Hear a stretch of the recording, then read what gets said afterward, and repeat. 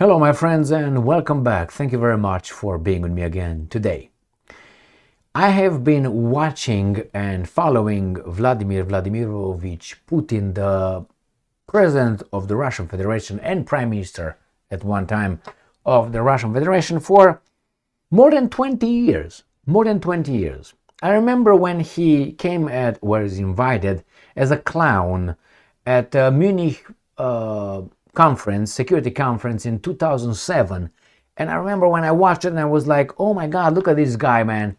He comes and he tries to make peace and include everybody and say, you know what, guys, the Cold War is over, let's move forward, let's get together, let's build a better world, and so on. And how Lieberman and John McCain in the attendance were laughing at Vladimir Putin, telling them, guys, let's do it together.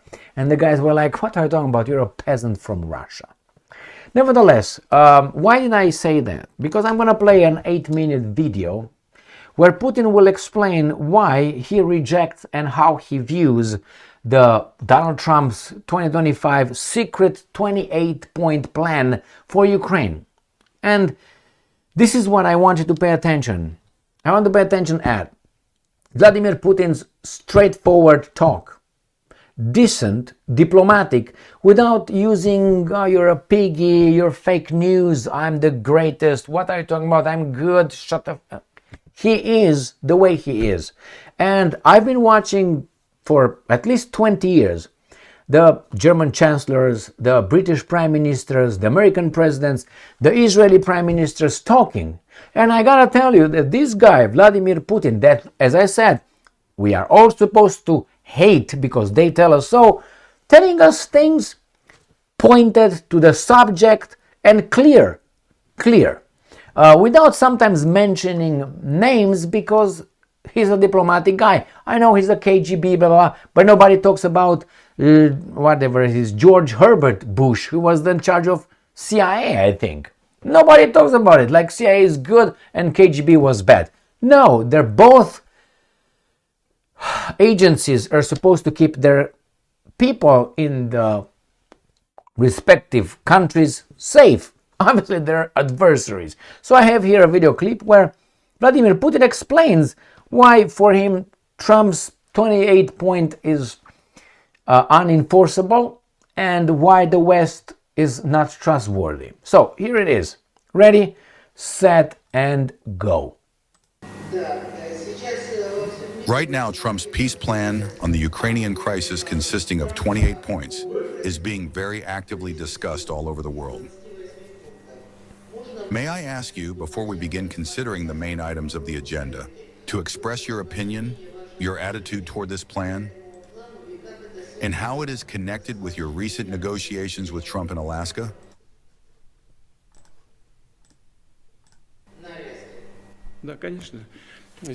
Yes, of course. There is no secret here. We have almost not discussed this publicly, only in the most general terms, but this is not a secret at all. President Trump's peace plan for resolving the situation in Ukraine was discussed before the meeting in Alaska. And during this preliminary discussion, the American side asked us to make certain compromises, to show, as they said, flexibility. The main meaning of the meeting in Alaska, the main goal of the meeting in Alaska, consisted in the fact that during the negotiations in Anchorage, we confirmed that, despite certain difficult questions, difficulties, for our part, we nevertheless agree with these proposals and are ready to demonstrate the flexibility proposed to us.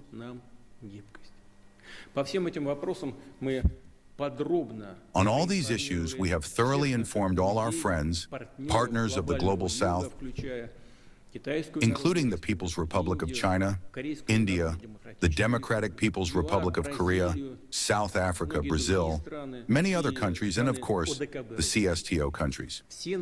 All our friends and partners, I want to emphasize this, absolutely every one of them, all of them supported these possible agreements. However, we see that after the negotiations in Alaska, a certain pause has set in on the American side. And we know that this is connected with Ukraine's de facto refusal of the peace settlement plan proposed by President Trump. I believe that this is precisely why a new version appeared. Essentially, a modernized plan now consisting of 28 points. We have this text. We received it through the existing channels of interaction with the American administration. I believe that it also can be laid as the basis of a final peace settlement. But this text is not being discussed with us in concrete terms. And I can assume why. The reason, I believe, is the same. The U.S. administration has still not succeeded in securing the consent of the Ukrainian side. Ukraine is against it. Apparently, Ukraine and its European allies are still living in illusions and dream of inflicting a strategic defeat on Russia on the battlefield. I think that at the basis of such a position lies not so much a low level of competence.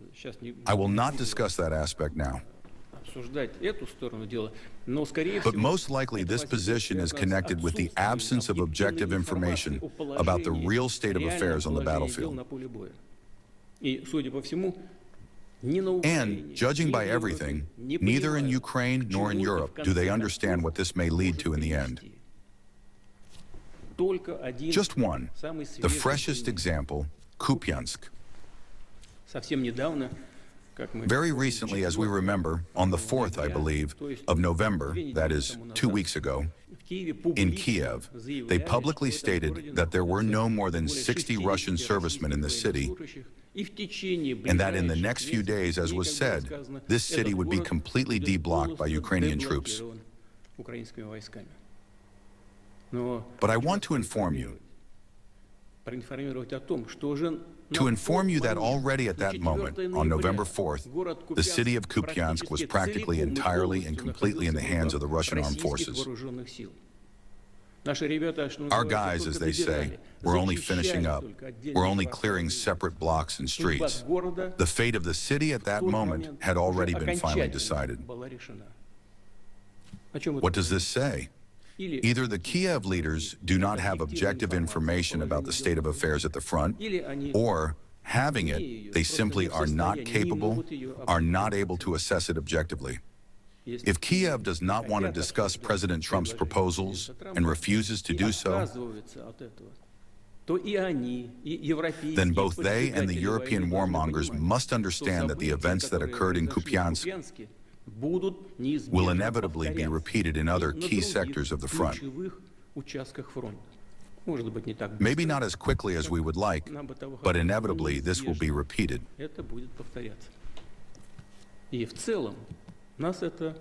And overall, this suits us, since it leads to achieving the objectives of the special military operation by armed means in the course of armed struggle.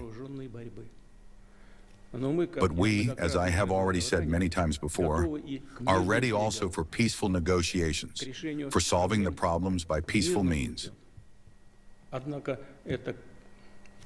However, this, of course, requires a substantive discussion of all the details of the proposed plan. We are ready for this. Let us nevertheless move on to those topics that have been proposed for discussion during today's Security Council meeting. All right, so, did you hear the bad guy? The bad guy said that maybe it's incompetence. Maybe these guys cannot look at the evidence objectively. Maybe from the front, the information to Kiev is not coming in an objective way. So he's not calling anybody liar or fake or stupid or anything like that. He says maybe incompetence. I'm not going to discuss that here. Maybe the objective information is not reaching Kiev. Maybe Kiev gets the objective information but is not looking at the information objectively. So he's not calling people name. He also said we're ready. We're open for negotiations. He also said before Trump and I met in Alaska, the things were discussed. So Putin did not show up in Alaska for picture op, like the Americans are waiting for Living in America. Remember that Rocky movie with Drago, the Russian, which was a Soviet one with Rambo. Remember that one? Okay. Well, it was not that smokes, camel toes, entertainment, lights, and so on. The Russians are aimed at solving problems. Давай, yeah, let's do it. Yeah, ugly as it is, but let's do it. The other guys are more important in the wrapping than in the essence. For them, the outside is more important than what's actually happening. So he said, we discussed this. The Americans put a pause. Why? Because the American government is not running the way they're telling us is run. The will of the people. There are interests who own the US government. At least in Russia, you can't say Putin is owned. He's a dictator, if you want, but at least you know that that's the guy you need to talk to. Instead, here you talk to Trump, and after 3 days, Trump receives some phone calls from his bosses, and Trump changes his mind. Why do you bother talking to Trump? Or with Merz, or with, I don't know, whomever, from Great Britain, Prime Minister, and so on. You don't need to talk to... Why don't you just go and talk to the businesses that own these guys? Instead, if you want to talk to Xi Jinping, you know Xi Jinping is going to make the decision. Or Putin is going, or Kim Jong-un is going to make the decision. Here, you don't know who's making the decision. That's even worse. It's even worse. Okay, those guys are dictators, but we are a democracy. So again, I think the reason why I play this video of Vladimir Putin, the bad guy, the Scarface, say good night to the bad guy, but without me you can't. The same here. This is the bad guy. I want you, just don't believe me. I want you to be skeptical. I want you to watch Trump talking about issues. Or I don't know, the Prime Minister of Great Britain, of the so-called Chancellor of Germany, of the President of France, or whomever. And you compare and contrast the way they talk with this evil guy. This guy is straight. He's talking calmly. The other guys are for entertaining. It's like Hollywood. This is a smokes and screens. And nevertheless, Putin says, you know what? We're waiting. When those guys clear their garbage and they agree that we are going to reach the border with Poland or Hungary in the west, then they will maybe wake up. Until then, they still pretend they are ostriches with their heads in the sand.